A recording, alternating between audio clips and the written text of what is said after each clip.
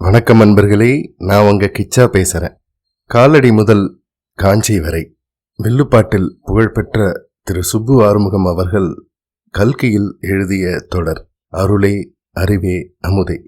வில்லுப்பாட்டில் ஆதிசங்கரர் கதையை சொல்ல திரு சுப்பு ஆறுமுகம் அவர்களுக்கு உத்தரவான போது காலடியில் ஆதிசங்கரர் அவதரித்ததை குறிப்பிடும்போது மகாபெரியவா திருவனந்தபுரம், திருவாங்கூர் சமஸ்தானம், சேரநாடு என்றெல்லாம் ஆரம்பிக்காமல் பரசுராம கஷேத்திரம்னு ஆரம்பிக்க சொன்னார்.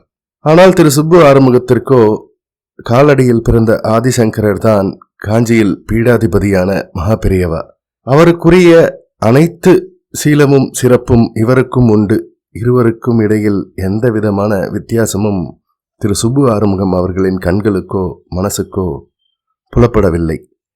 ஆகையினாலே மகாபெரிவாளிடமிருந்து உத்தரவு வந்ததும் காலடி முதல் காஞ்சி வரை என்பதுதான் அந்த வில்லுப்பாட்டு கதையின் தலைப்பு என்று திரு சுப்பு ஆறுமுகம் அவர்களின் மனதிற்குள் தோன்றியது. அந்த வில்லுப்பாட்டு கதையை பற்றியதுதான் இந்த பதிவு. அந்த கதை என்னன்னு தெரிஞ்சுக்கிறதுக்கு முன்னால நம்ம சேனலை இது வரைக்கும் சப்ஸ்கிரைப் பண்ணாதவங்க கண்டிப்பா பெல் ஐகான் கிளிக் பண்ணுங்க, சப்ஸ்கிரைப் பண்ணுங்க. காஞ்சிபுரத்தை அடுத்த பங்காருப்பேட்டையில்தான் காலடி முதல் காஞ்சி வரை கதையை வில்லுப்பாட்டில் அரங்கேற்றம் செய்வதாக ஏற்பாடு செய்யப்பட்டிருந்தது. பங்காருப்பேட்டைக்கு போய் நிகழ்ச்சியை நடத்துவதற்கு முன்பாக மடத்துக்கு போய் மகாபெரியவாளை தரிசனம் செய்து ஆசீர்வாதம் பெறுவதே திரு சுப்பு ஆறுமுகம் அவர்களின் திட்டம். திரு சுப்பு ஆறுமுகம் மகாபெரியவாளை தரிசனம் செய்ய ஸ்ரீமடத்திற்கு சென்றபோது பங்காருப்பேட்டையில் இன்னைக்கு அவரோட காலடி முதல் காஞ்சி வரை வில்லுப்பாட்டின் முதல் புரோகிராம் என்று மகாபெரியவாளிடம் தெரிவிக்கப்பட்டதும், இங்கேயே சொல்லேன், நானும் கேட்கிறேன் என்று சற்றும் எதிர்பாராத இந்த வார்த்தைகளால் தான் திகைத்து போனார் திரு சுப்பு ஆறுமுகம்.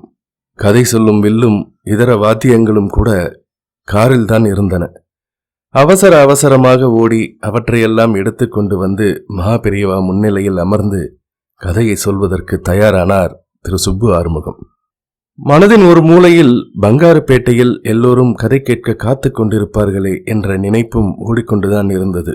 ஆரம்பிக்க சொல்லி கையசைத்தார் மகாபெரியவா. பரசுராம கஷேத்திரத்திலிருந்து கதையை ஆரம்பித்தார். அவருக்குத்தான் ஆதிசங்கரரும் காஞ்சி மகாபெரியவாலும் ஒன்றாயிற்றே. காலடிக்கும் காஞ்சிக்கும் மாறி மாறி இருவரது திவ்ய சரித்திரத்தையும் கலந்து சொல்லத் தொடங்கினார் திரு சுப்பு ஆறுமுகம். எப்படி சொல்கிறார் என்று பார்ப்போம். ஓங்காரம் குழந்தை என்றே உன்னுருவில் வந்ததுவோ, ஆங்கார சக்தியதே ஆசிமொழி தந்தனவோ, காமதேனு பாலூட்ட கலைமகளே தாளாட்ட, ஆகமங்கள் சீராட்ட அன்னையின் கை தொட்டில் ஆட்ட, காமாட்சி காதில் வந்து கதைகள் ரசிக்கச் சொன்னாலோ, கலகல சிரிப்பினில் அன்னை கானமழை பொழிந்தாலோ, உதைக்கும் பாதங்களை உலகமே வணங்குமல்லோ, காத்திருக்கும் நாளை அல்லோ காமகூடி பீடமல்லோ, அனுஷம் நட்சத்திரமோ அவதார சரித்திரமோ, ஆடல் அரசன் திரு ஆடல்களில் நீயும் ஒன்றோ, ஆதிசங்கரர் அருளின் சேரி என்ன குணந்தாயோ, ஆராரோ ஆரிராரோ ஆரிராரோ ஆராரோ, தட்சிணாமூர்த்தியே சனாதன கீர்த்தியே, தர்மத்தின் குறைகள் கண்டுதான் எடுத்த அவதாரமோ, ஆராரோ ஆரிராரோ ஆரிராரோ ஆராரோ. இப்படியாக குழந்தை சுவாமிநாதன், அதாவது மகாபெரியவாளின் பூர்வாசிரம பெயர். தொட்டிலில் துயில் கொள்ளும் அழகுக்கு ஒரு தாலாட்டு பாட்டு போட்டிருந்தார் திரு சுப்பு ஆறுமுகம். இதை கேட்டதும் மகாபெரியவா சுப்பு ஆறுமுகத்தை தொட்டிலில் போட்டு தாலாட்டி பாடி தூக்கம் பண்ணிட்டியே என்று சொல்லி சிரித்தார். மகாபெரியவாளின் பாலபருவத்தை பற்றி சொல்லும் போது திரு சுப்பு ஆறுமுகம், நடித்தாரே நாடகம் தனில் அவர் நடித்தாரே, உலக நாடகம் நடத்திட வந்தவர் நடித்தாரே என்று பல்லவியும், சரணமாக கடவுள் கொடுத்தது மானிட வேடம், கல்வி கூடத்தில் கிங்ஜான் வேடம், இன்று இவர் படித்தது இங்கிலீஷ் பாடம், எதிர்பார்த்திருக்கிறது காமகோடி பீடம், நடித்தார் என்று சொன்னாரே. உடனே மகாபெரியவா, இதெல்லாம் நோக்கு எங்க கிடைச்சது என்று கேட்டார். மகாபெரியவா பத்தின புஸ்தகத்தை படிச்சு தெரிஞ்சின்றேன் அப்படின்னு சொன்னார் திரு சுப்பு ஆறுமுகம். மேற்கண்ட வரிகளில் சொல்லப்பட்ட விஷயம் எல்லா பக்தர்களுக்கும் தெரியுமா என்று தெரியவில்லை. பள்ளிக்கூடத்தில் படித்துக் கொண்டிருந்த போது மாணவன் சுவாமிநாதன் மகாபுத்திசாலி.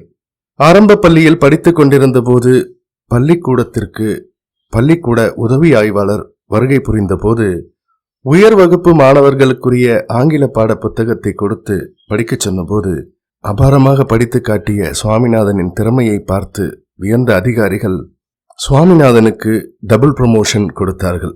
10 வயதில் திண்டிவனத்தில் கான்வென்ட் பள்ளியில் 4th ஃபார்ம் படித்துக் கொண்டிருந்த போது ஷேக்ஸ்பியர் எழுதிய கிங் ஜான் நாடகத்தை பள்ளிக்கூடத்தில் நடத்த ஏற்பாடு செய்தார்கள்.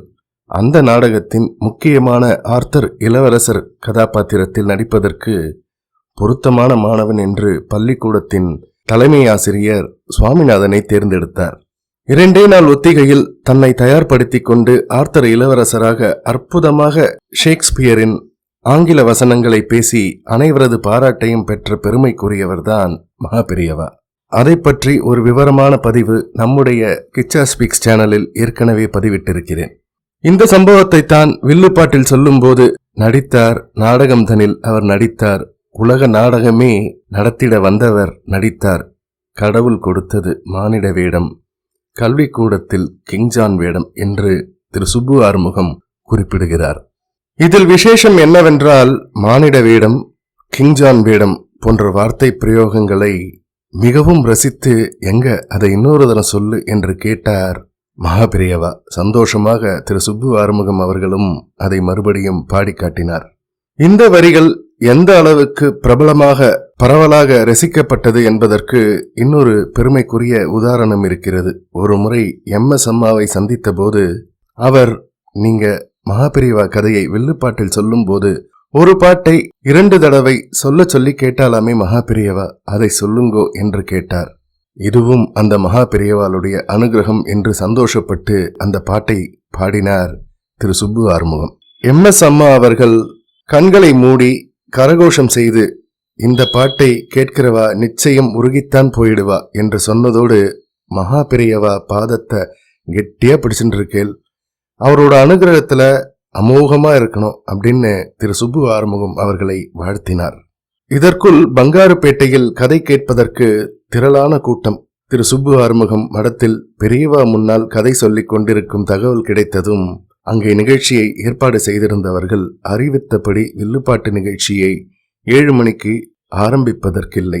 திரு சுப்பு ஆறுமுகம் ஸ்ரீமடத்தில் கதை சொல்லிக் கொண்டிருக்கிறார். மகாபெரியவாளுக்கு கதை சொல்ல உத்தரவாகி இருக்கு, அங்கே முடித்துவிட்டு அவர் இங்கே வருவார். அவர் வந்த பிறகு வில்லுப்பாட்டு புரோகிராம் ஆரம்பமாகும் என்று அறிவித்து விட்டார்கள். மடத்தில் கதை சொல்லி முடித்துவிட்டு திரு சுப்பு ஆறுமுகம் பக்தி பிரவாகத்தில் மகாபெரியவாளை பற்றி திருப்புகழ் சந்தத்தில் ஒரு ஆசுகவி பாட, ஆறுமுகம் என்னை ஆறுமுகம்னு பாடுறானே என்று சொல்லி ஆசீர்வதித்ததை என்றுமே நினைத்தாலும் மெய்சிலிருக்கும் என்கிறார் திரு சுப்பு ஆறுமுகம். ஜெய ஜெய சங்கர ஹர ஹர சங்கர. இந்த பதிவு உங்களுக்கு பிடிச்சிருந்தா லைக் பண்ணுங்க, ஷேர் பண்ணுங்க, கமெண்ட் பண்ணுங்க, மறக்காம பெல் ஐகான் கிளிக் பண்ணுங்க, சப்ஸ்கிரைப் பண்ணுங்க. நன்றி அன்பர்களே.